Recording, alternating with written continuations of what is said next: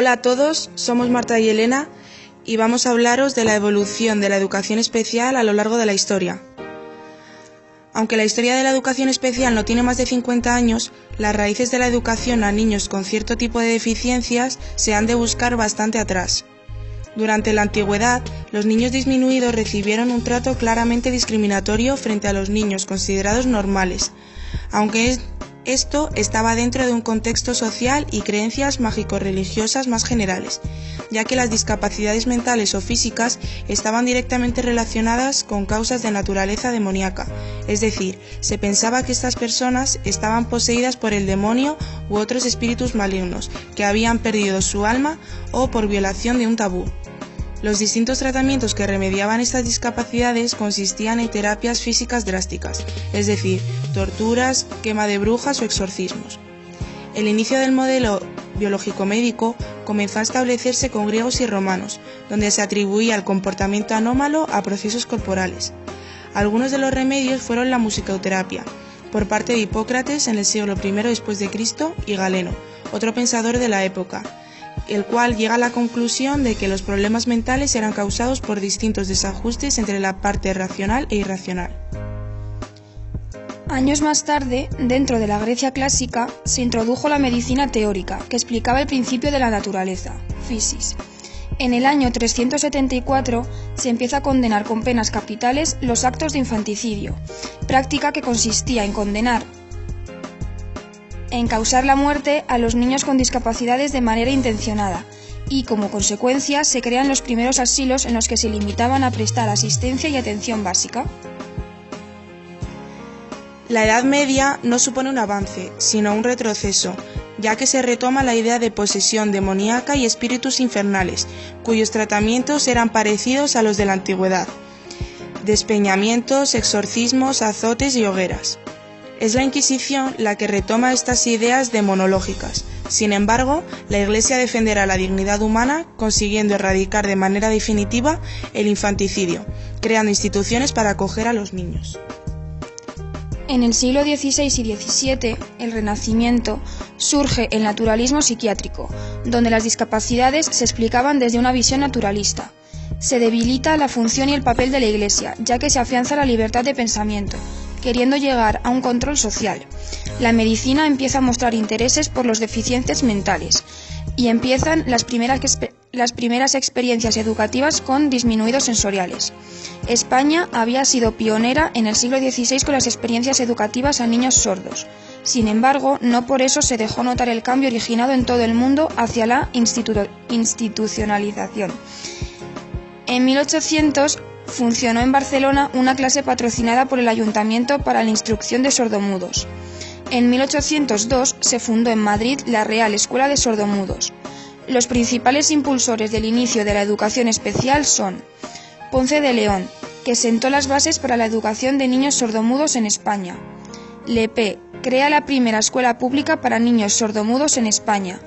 Aui crea la primera experiencia educativa y crea la primera institución para ciegos, y Braille, que es el creador del sistema de lectoescritura para ciegos.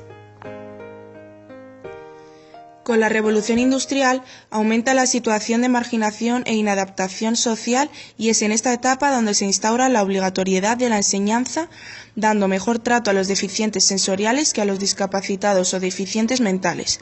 Los autores más relevantes son Pinel, el cual defiende el cambio de la mejora a los deficientes; Rousseau, cuyas ideas fueron fundamentales para propiciar el cambio hacia la educación especial; y por último, Itard, es uno de los precursores de la educación especial.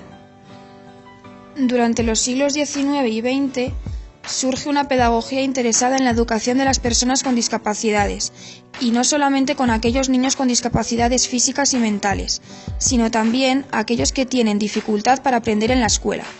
Los principales planteamientos de los pensadores de la época son Godard, que explica que la deficiencia mental viene dada por aspectos genéticos; Darwin, que denominaba a las personas con discapacidades débiles de cuerpo y débiles de mente.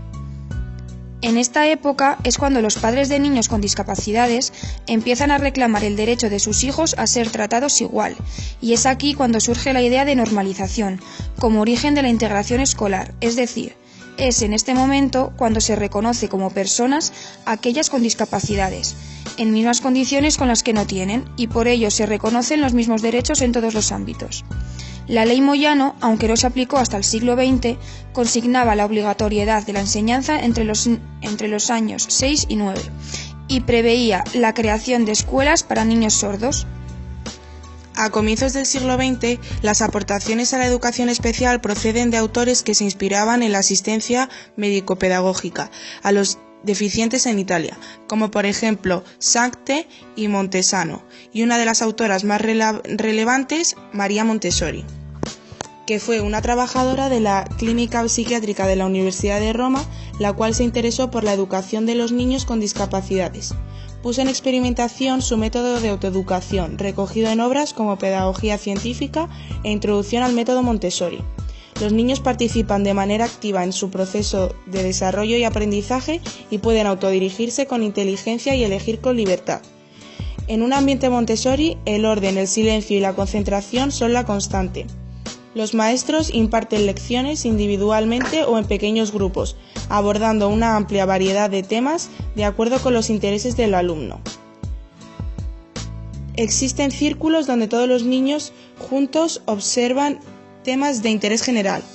El respeto es mutuo en todo momento y no se aplican castigos, sino consecuencias lógicas. El propósito básico de este método es liberar el potencial de cada niño para que se autodesarrollen en un ambiente estructurado. Y en Suiza aparecen figuras representativas como Hanselmann, aunque el que más destaca es De Crooij. Comenzó a estudiar a los niños con discapacidades e hizo una clasificación de los mismos. Mantiene una orientación globalizadora de la educación basada en los centros de interés del niño, elaborando métodos globales ideográficos para la enseñanza de la lectoescritura. Juegos que aún hoy en día se utilizan para la educación de los niños con necesidades especiales. Del mismo modo, comienza el interés por la marginación y delincuencia infantil y juvenil, creándose juntas de protección de la infancia, dando lugar en 1920 a la creación del primer tribunal titular de menores en Bilbao.